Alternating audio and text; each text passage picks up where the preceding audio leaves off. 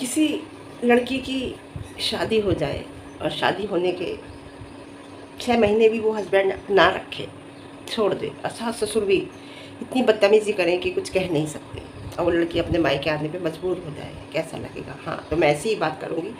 नेहा राणा है ना, जिसका आपको पता है हस्बैंड ने छोड़ दिया है। 1 साल हो गया उसका केस चलते हुए। वो क्या करने गई थी घर में आखिर अकेली? कोई इससे पहले गई थी तो पूरा परिवार गया था साथ में, और वो गेट चढ़ के अंदर चली गई थी। गेट अंदर से बंद था, अंदर चली गई थी। उसके बाद भी उन लोगों ने दरवाजे अंदर से बंद कर लिए थे। उसकी बहन का भी यूट्यूब चैनल है जिसे आप जानते हो कि कनिका राणा के नाम से है, कनिका राणा करके नाम है। शादी हो गई एक, उस टाइम उसकी बहन प्रेग्नेंट थी। लव मैरिज शादी है ये लव मैरिज शादी है। और शादी होके आई, ससुर उसके उस लड़की के जो नेहा राणा है, नेहा राणा की ससुर जो है वो आँखें उन्हें दिखता नहीं है, आंखों से अंधे हैं। एक सास है, बस इतना ही उनका परिवार है। एक बहन है तो बहन की हो गई है शादी।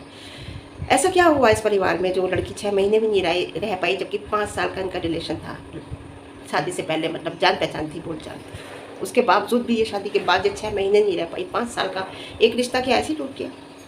क्या करने आई थी वो घर में? और घर में उसने अंदर कमरे में गई, और कमरे में जाने के बाद उसने ऐसा क्या किया उस घर में, कमरे में, कि वो आ गई? जो उसके हस्बैंड का कहना है कि मेरे घर में ये क्या करके आई है, मैं इसे छोड़ूंगा नहीं। यही ससुर ने कहा था जब कमरे के अंदर बंद हो गई थी वो, जाके बाहर निकल, मैं तुझे सरिये से मार दूंगा, जबकि आंखों से अंधे हैं वो। मैं तुझे जान से मार दूंगा, सरिया हाथ में था, मैं तुझे इस घर में आने नहीं दूंगा। ऐसा क्या करके आई? 1 साल से केस चल रहा है, वो अपने घर में शांति से बैठी है, कुछ नहीं। इससे पहले भी अभी कुछ 6 महीने पहले, 6-7 महीने पहले भी इनके भाई भी उसी मोटर मैकेनिक के यहाँ गाड़ी सही करा रहे थे, और ये भी, उनका हस्बैंड भी, नेहा राणा का हस्बैंड भी वहीं मोटर मैकेनिक के यहाँ गाड़ी सही कर रहा था। दोनों में आर्गुमेंट्स हुआ और इतने लड़ाई झगड़ा हुआ कि मारपीट हुई थी, बहुत ज़्यादा मारपीट हुई थी। और मारपीट होने के बाद फिर बड़ी मुश्किल से वो केस हुआ था फाइनल, आपस में समझौते के बाद। केस ऑलरेडी चल ही रहा है नेहा राणा का अपने हस्बैंड के साथ। उसके हस्बैंड का मैं नाम भूल रही हूँ। तो उसका हस्बैंड का ससुर कहना है कि ये मेरे घर में जाकर कुछ करके आई है। ऐसा क्या करके आई है? क्या ये सच है? ऐसा लगता है अकेली आई, हिम्मत की बात है। फिर कुछ लोगों ने उसे उसके बाल पकड़ के, उसके हाथ पकड़ के, उसके कपड़े खींच के उसे सब बिल्कुल घर के बाहर बैठा दिया। उसने कहा मैं नहीं जाऊंगी, मेरा एक घर है। मुझे ऐसा लगता है जब केस चल रहा होता है तो कोर्ट का इंतज़ार करना चाहिए, कोर्ट के फैसले का करना चाहिए, मेरा इतना मानना है। लेकिन बेटी अगर है तो आपके भी एक बेटी है, आपका बेटी अच्छे से है, खुशी से है, माँ एक बेटा हुआ है उसकी। जिस टाइम शादी हुई थी वो प्रेग्नेंट थी, शादी के बाद हुई है शायद। जरा सी एक बात पे झगड़ा हुआ था, लोगों ने खाना किया था सबका, और नंद नहीं आई थी। नंद को डॉक्टर के यहाँ जाना था, कुछ प्रॉब्लम हुई थी, उसके कुछ कॉम्प्लेक्स थे, उसके कुछ परेशानियाँ थी। क्या मुँह से निकल गया कॉम्प्लेक्स? कुछ परेशानियाँ थी, इशूज़ थे उसे, तो उसे डॉक्टर ने अपॉइंटमेंट दिया था और वो डॉक्टर के यहाँ गई थी। उसका हस्बैंड जो थे वो बाहर गए हुए थे, तो उसने ये कहा था कनिका ने अपनी भाभी से कि कोई बात नहीं, मैं नहीं आ पा रही, लेकिन मेरे हस्बैंड आ रहे हैं। इस बात पे उसका बहुत मूड ऑफ हो गया था, और मूड ऑफ होने के बाद खाना घर वालों ने जैसे भी खाया था, उस बात से ही झगड़ा चलता चला आ रहा है। देर से उठती है, ये होता है, ये तो एक घर की बात है कि काम नहीं करती, ये तो एक छोटी छोटी बातें कर लेता है इंसान। लेकिन घर के जो झगड़ा शुरू हुआ है, झगड़ा शुरू यहीं से हुआ है। और मैं कहीं ना कहीं मैं कहूँगी कि अगर घर बसाना होता है ना, तो बहन बहनोई भी अपने भाई को समझा देते हैं। माँ बाप को लड़की की चलती है घर में, जो उसकी नंद है कनिका, उसकी चलती है घर में, मायके में। अगर वो चाहती तो समझा बुझा के रख सकती थी, रह सकती थी घर। लेकिन ये है कि बदतमीजियाँ कहीं से कुछ ज़्यादा हो जाती हैं तो इंसान भी मजबूर हो जाता है फिर रिश्ता तोड़ने के लिए। तो लेकिन रिश्ते ऐसे नहीं बनते। 5 साल का रिश्ता 6 महीने नहीं चला शादी का। मतलब मैं इतना समझूंगी, हाँ इतना मुझे पता है कि इस लड़की को उस घर में ज़्यादा इतनी इम्पोर्टेंस नहीं मिली, इतनी इज्जत नहीं मिली, जबकि शादी बहुत अच्छी हुई थी, बहुत अच्छी शादी करी थी। तो वहाँ की औरतें जब वो अंदर रूम में बैठ गई तो उन्हें बुलाया, क्या कहते हैं, जो आग बुझाने वाले होते हैं, फायर ब्रिगेड वालों को इन्होंने बुलाया फ़ोन करके। पुलिस को क्यों नहीं बुलाया फ़ोन करके? पुलिस बुलाते हैं, फायर ब्रिगेड वालों को बुलाया फ़ोन करके, और फायर ब्रिगेड वाले आए कि आग बुझानी, आग लग गई। समझ में ये बात नहीं आई फायर ब्रिगेड वालों को क्यों बुलाया, जब ये घर के अंदर, रूम के अंदर अभी बंद थी, परसों की बात है। रूम जैसे तैसे खुलवाया, उसने कहा मेरा घर है, मैं किसी हाल में नहीं जाऊँगी।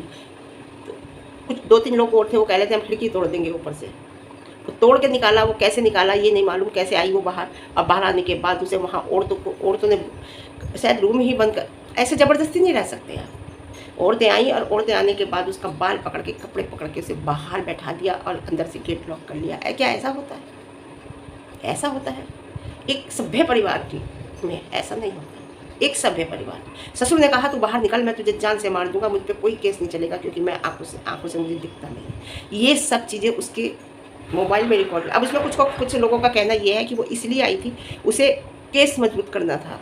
अब इन लोगों ने ऐसा कर दिया है तो केस मजबूत हो गया। उधर उसके हस्बैंड कह रहे हैं कि अगर तुझे बात करनी थी तो बैठ के आराम से करती, तो बैठ के आराम से तो आप भी कर सकते थे। वो बैठी आई थी ना, वो खुद से आई थी ना आपके घर, तो आप कहते कि चल बैठ के बात कर आराम से।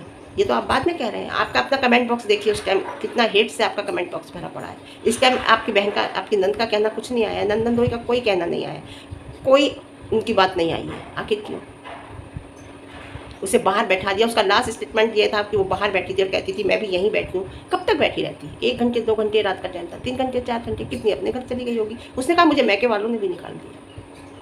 मायके वाले तो क्या निकालेंगे अपनी लड़की को, खैर वो जब इस स्थिति में तो नहीं छोड़ सकते, उसे घर से बाहर बैठा दिया। उन्होंने कहा होगा कि जाके देख, क्या पता रख। समझौते की एक बात होती है कि जाके देखो। उसने कुछ नहीं कहा, उसने केवल कहा मेरा घर है, मैं यहाँ आई हूँ। उसने कोई बदतमीजी नहीं करी, उसने कोई किसी को कुछ गलत भाषा यूज़ नहीं करी। गलत भाषा ससुराल वालों ने ही यूज़ करी।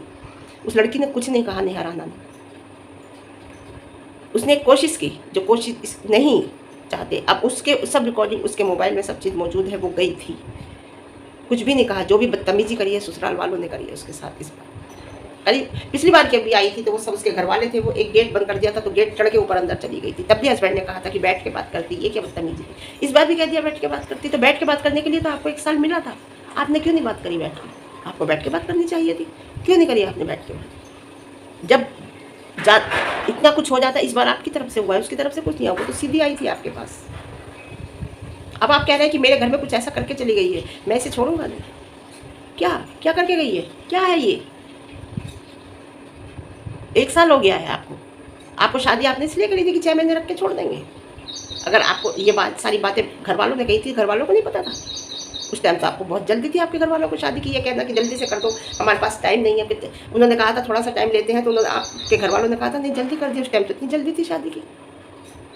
तो आखिर क्या करके गई है आपके घर में? बताइए, खुल के बताइए ना। वो तो आई थी साहब कहने कि मैं तो रहने आई हूँ, मेरा घर है, मुझे कौन भेज सकता है। केस चल रहा है आपको, उसका केस मजबूत हो गया है इस बात से, आप समझिए। तो भगवान अगर बेटी दे ना तो नसीब अच्छा दे, मैं इतना ही कहूँगी।